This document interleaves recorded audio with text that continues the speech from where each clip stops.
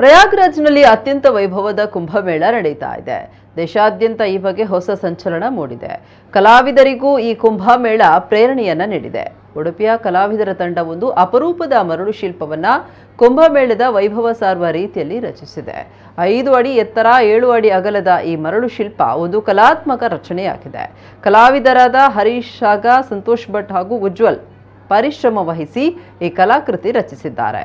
ಕೋಟೇಶ್ವರದ ಕಡಲ ತೀರದಲ್ಲಿ ಈ ಸುಂದರ ಮರಳು ಶಿಲ್ಪ ರಚನೆಯಾಗಿದೆ. ಬೀಚ್ಗೆ ಬರುವ ಸಾವಿರಾರು ಪ್ರವಾಸಿಗರನ್ನ ಈ ಕಲಾಕೃತಿ ಆಕರ್ಷಿಸುತ್ತಿದೆ.